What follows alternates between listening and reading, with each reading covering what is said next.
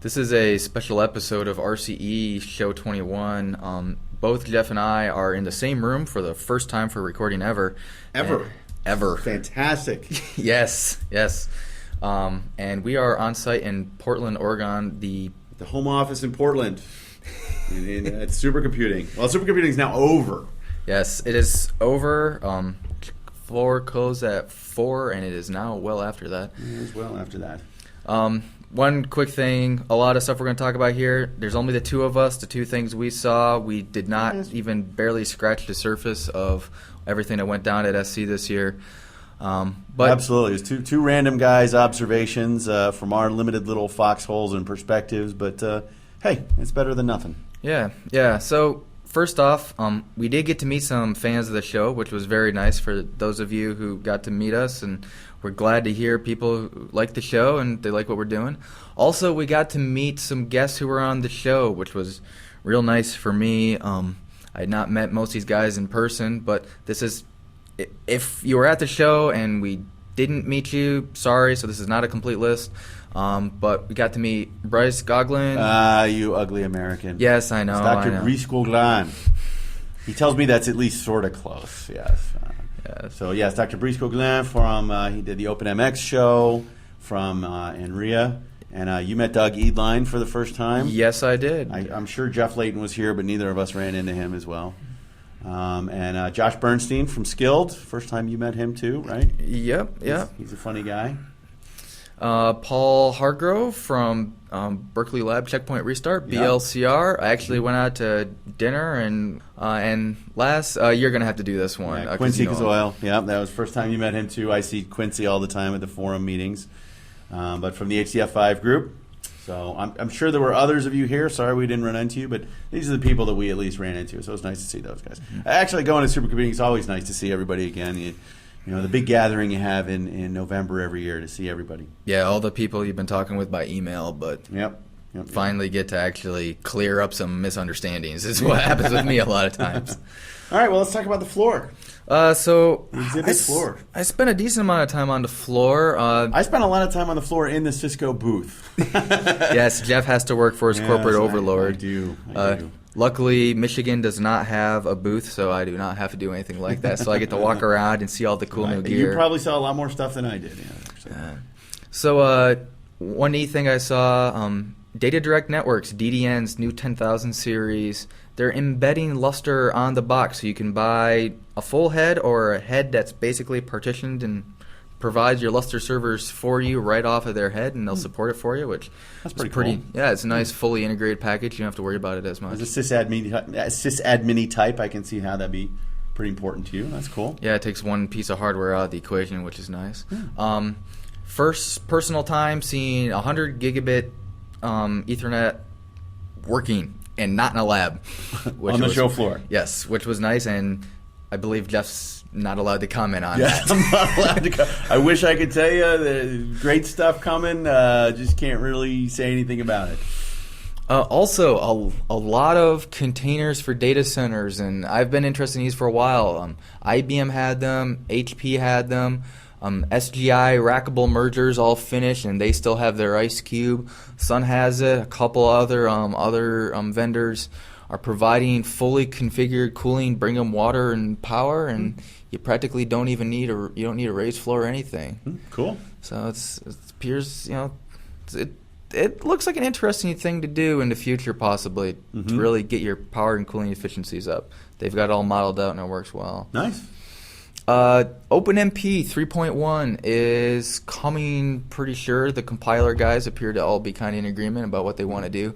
You saw them on the floor and in the BOF? They had a BOF, yes, and one of the things that struck my attention was Affinity, which appears to be becoming more important as... I agree completely. As we're all going NUMA, right? I've even written about this in my blog a couple times. We're all going NUMA.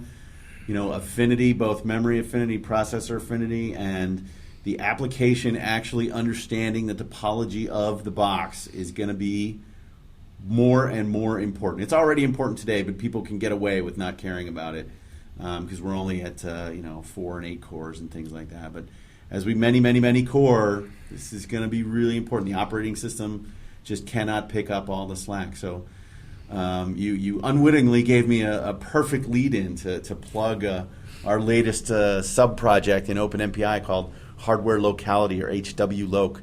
Go to www.openmpi.org. It's a tiny little library that gives you a C API and a nice little command line tool that draws pictures and provides you a C API to get the map of your machine, right? So you can say, hey, how many sockets do I have? How many cores are on that socket? How many hardware threads are on that core? And what are the size of all the caches and the RAM and everything, and which cache is shared by which socket and which core, and all these things. So you can actually understand where you are in the network in the box and do stuff. So I'm sorry, going off a little bit of a rant there, but I just think this is tremendously important. And the guys from Enria, as a matter of fact, a prior show guests, Brice Gauguin was one of the primary authors of the original incantation of HWLoc, and it's fascinating stuff. So anyway, I'll get off that little high horse there. Let's move on. Well, you know about the Bayo Bash and how that went off this year. I did not make it.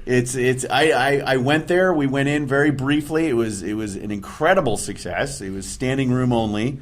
It was a lot of fun. We didn't really end up staying that long, but it was a good time, and everybody was there. And I think Doug wrote about it on his blog and elsewhere and stuff like that. So good time. Appreciate the sponsorship and all that stuff.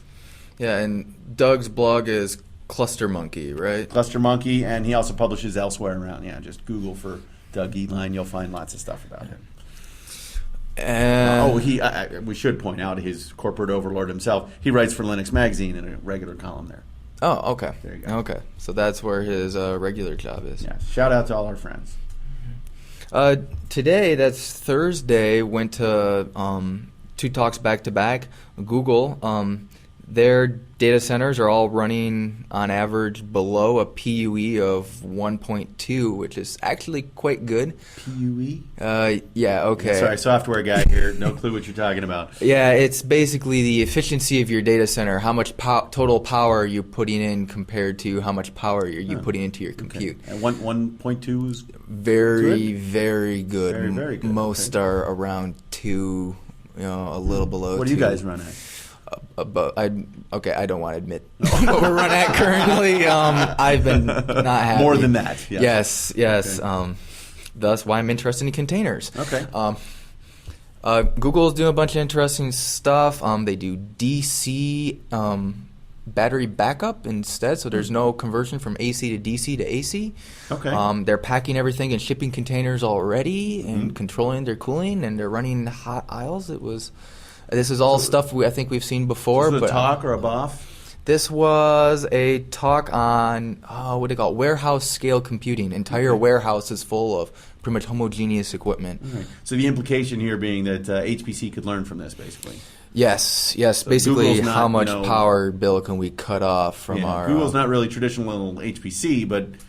kind of the same problem space from the hardware side is, I guess, the implication. Well, their big thing's MapReduce, and we had Hadoop on before, and we actually have some people coming to Michigan who their requested application is Hadoop and MapReduce. So there's going to be more research going on in that kind of area, I feel, in the academic world. All right. Facebook, they talked a lot more about software. They're using Memcached heavily for satisfying a lot of requests. To try to build a big global database, because you log into your Facebook page and it's not your data, it's all your friends' data, so they can't divide it up by user, and how that's all spread apart. And I saw a couple of tweets on the hash SC09 search on Twitter. They were quoting, I don't know which one it was either Google or Facebook, but they were saying that the way you scale is you have a simple software model, and you just beat your developers and force them into that, but that's really the best way to do it. Yeah, actually, he mentioned that. Yeah, it's just the smallest pieces, and you can get into some complexities, but you always want to get back down to your small pieces. So you introduce a new product, and it's very easy to adapt your existing infrastructure. Okay. Well, you've been a busy guy. I'm actually really bummed that I didn't get to walk around the floor very much because I had booth duty and customer meetings and various other things, but the majority of my activity around the show, shockingly enough, was MPI related. Actually, I've been in Portland here quite a while because we had an MPI forum meeting here last week that just kind of rolled over into the show. And just a little heads up on the MPI front, we might actually have some future shows on MPI kinds of things if these guests line up. We'll see. To be announced. But we're working heavily on the MPI 3 standard. And this meeting actually was the first pure MPI 3 meeting that we had, because the last meeting we finally passed MPI 2.2. So this one was the first time we were only talking about new stuff, and it was actually a really, really great meeting. We made a lot of progress. It was very productive, and there were, shall we say, spirited discussions about some of the MPI 3 topics, but it was good. It was very good. Went to several MPI-themed BOFs. I had my own OpenMPI BOF, of course. Which I enjoyed a lot. I attended that one, and I learned my couple of things I learn every year going through this thing. Even though I'm on the list, I learned something every time. Excellent. And I do want to say we didn't prepare that. That was spontaneous. I went to the MPitch BOF as well, heard what those guys are doing, always good. We actually get along quite well with them. It's good to have multiple open source MPI implementations. Keeps us honest and keeps the competition going. So that's a good thing. It's bad for guys like you because you have to maintain all that more copies of MPI in your clusters. He's making quite the face right now. Yes, I apologize for that, but I think it is good for the overall ecosystem. I went to an MPI hardware acceleration BOF that was hosted by SGI/Rackable, and it was actually some of the original SGI MPI guys doing that. It was somewhat interesting. As an MPI implementer, there was really nothing new for me there. It's stuff that I already heard or knew before. But there were some interesting announcements in the hardware acceleration department that were made by both Mellanox and Voltaire. Mellanox has been working with Oak Ridge and others for the past several months, actually probably closer to a year, on offloading some MPI collective operations. So you do broadcast and other things. Just like you can do RDMA, just say, hey, card, go. Now you can do that with some MPI, with some operations that are very, very beneficial for MPI collective operations. So you can offload those, and that's nice. Other people have had that kind of technology before, like Quadrix was able to do exactly the same kind of thing. And not entirely sure, but I think Cray has some kind of offload in this capability, but I don't want to speak authoritatively because I'm not entirely sure. I wouldn't be surprised because they've got a lot of custom silicon in their thing. And just they're built for MPI. Yeah, and SGI was showing me in their new UV system that their MPT on the new Altix UV, the replacement for the 4700, is doing a lot more offloading their custom silicon that they didn't do before. So excellent. This is becoming more common and hopefully beneficial. Well, I mean, if the target market is MPI, it really makes sense to. It's going to be interesting to see what Mellanox's plans is to push this stuff back up into the standardized verbs, or is it going to remain a Mellanox extension? I don't know. Time will tell. We'll find out. Voltaire also introduced some, I think this is actually really cool. They've introduced it before, but I think they introduced some new things here at Supercomputing. They have some closed source OpenMPI plugins that exploit some of the secret sauce in their hardware. And I think that's tremendously cool. So they do stuff like they're aware of where the processes are in the network. And so when they do a broadcast or other collective operations, they can optimize to minimize traffic through the core. Thank goodness for your plugin architecture you guys chose. That's exactly what they told me. They're like, dude, your plugin architecture is awesome because we don't have to disturb the core of OpenMPI at all. We just write some new plugins. It recognizes that it's in the secret sauce environment and does the right stuff. And so our customers enjoy a little bit of acceleration. And I think that's just tremendously cool. And then finally, the last thing, I went to the MPI 3. We had a BOF. The forum itself had a BOF to tell everybody, hey, here's the general topics that we're doing for MPI 3, or at least that we're thinking about doing. And had a little bit of discussion at the end. I think most people needed to digest, but there were a couple of good questions at the end.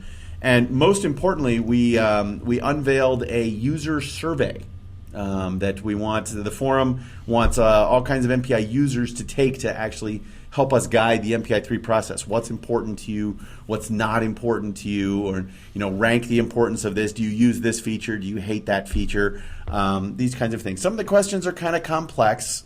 And to be honest, some of the forum members are a little dubious on the value of the answers that we're going to get back, because when you do a survey, it's really hard to do a complete survey that everyone will understand and answer in exactly the same way, so that you can have nice uniform data and analyze properly. But we put a survey. We actually put a lot of thought and a lot of man hours into designing the survey. So hopefully it will actually result some useful data. We would I would personally very strongly like to encourage everybody to go out there. We'll put the URL in the show notes. It's mpi-forum.questionpro.com. We just used a web survey company to do this kind of thing. There is a password on it just to prevent spam. It's MPI3 lowercase. MPI and the number 3, but without that we would have gotten all kinds of Viagra commercials in our MPI3 forum survey data. But that there actually comprised the majority of my supercomputing time. There is all the MPI stuff. So the keynote this year, just a segue completely to a different topic. Yeah. Well, it was this morning and dragged me out of bed early, or the couch, which I won't get into. Life is hard. Yes, I know. But the keynote this year was former Vice President Al Gore. He talked a lot about energy. As he said, he was the least knowledgeable person on HPC in the room, and saw a lot of live tweeting about that. Yes. I was elsewhere at the time, but I had my Twitterific up, and I'm sorry, TweetDeck. I don't know that wrong platform. I had my TweetDeck up, and there was a lot of tweets coming in about quotes and the things that he was saying, and it was pretty interesting. Yeah, and so he has a very good grasp on what HPC can do and what it can't do, and has a lot of expectation for the HPC world to try to model not only energy production but energy delivery and things like how are we going to bolt together multiple types of maybe not as reliable energy sources, wind, solar, and things like that, and how to model new ways of transmitting power and storing power for peak times. And surprisingly, there was no mention of how much power HPC actually consumes, which is quite a lot. You got to spend power to save power, I guess, right? Yes. And so, well, actually, I forgot about this, but in the Google talk, guy actually pointed out that in a survey, not a survey, but a paper some people did, they showed that HPC consumes an amount of power, but in terms of how much that saves you in terms of manpower and production of large-scale experiments, because we can simulate them, it's actually causing a net reduction in greenhouse gas emissions. But excellent. I would have never guessed that. Yeah. No, I never would have guessed that too, because I power by the megawatt, not by the kilowatt. And it just seems like I'm using a lot of power. Well, I saw one tweet that said that Al Gore was quick to point out that he was at the very first supercomputing in 1988, I believe. Yeah, he also pointed out how he was supposed to be the speaker back in the 90s, and something happened. Clinton was president, had to go elsewhere. He had to fill in and was... He was a little busy. Yeah, he pointed out it took us 10 years to ask him back. But he was a very good speaker. In the meantime, he invented the internet, so thank God for that. Yes. I'm sorry, I couldn't resist. Yeah. Couldn't resist. I was actually surprised he didn't make that joke, but lots of people in black suits talking into their shirt cuff. For the most part, it looked like they were just confiscating cameras for the most part. But not cell phones for those who are tweeting, apparently. So. No, lots of tweets going on. I was following them too while sitting right there listening to them. But moving on from that, I also sat in on a Disruptive Technologies panel. There's 2 of these every year at least, hardware and software. I was on the hardware one. Talked a bit about differences in chips and trying to communicate between many cores inside a piece of silicon. The final speaker talked quite a bit about using photonics, actually using light and not going to electrical signals for communicating, and how many hundreds of terabits per second they were getting on the chip in these networks, and all done in silicon. As we already proved in this episode here, I am the software guy, not the hardware guy, but I am acutely aware of the penalty that you pay going from optical to electrical, being a member of a networking company. Yeah, well, I mean, with many of these things, and the speaker herself pointed out that, they said 10 years ago we were going to have photonics on chip, and we're still 10 years out, which is a well-known joke in my official training, nuclear engineering, is that fusion power is only 25 years away. It's still 25 years away, and it'll be here 25 years after that. If only we had the funding. Maybe that's the problem. Yes. One of Micron's few fellows, Micron actually has 2 or 3 fellows, I forget how many exactly they have, spoke and had some interesting things to say about how he wants to redo how platforms communicate with memory, and that the CPU shouldn't have to worry so much about what memory actually does and should be able to speak to a common interface.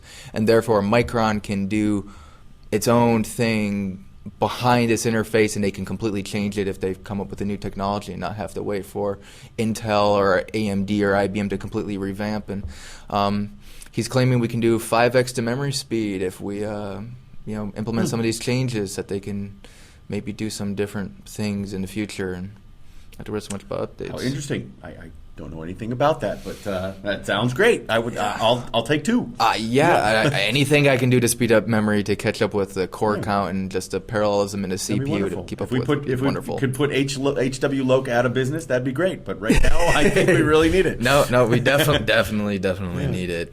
All right. Well, I think we've gone 20 minutes, and that's pretty good for us. And like we said, this was pretty, 2 limited guys' vantage points from around the show, a bunch of random reflections. It was a complete shotgun method, but we will be back with normal shows hopefully soon. We've got a whole lineup of stuff. You can go to our website at rce-cast.com and look at the current nominations. I added a couple from people I met at the show. Cool. But if there was anything that you saw that I did not put on the list and you were at the show or you're not at the show but you have something you want to see, please fill out the nomination form and let us know. Let us know.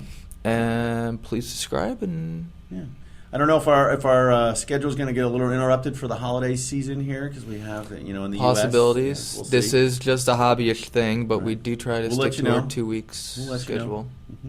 Okay, but thank you very much for listening. I have to say, the one thing that is nice about being in the same room, we don't have to worry about the Skype delay. Yes. So it's a lot easier, actually. Yes, if it sounds so weird, it's because we're in the same room. I said at the beginning, but it's quite nice, actually, for once. All right. Well, thanks, everybody. Thank you. And see you next time.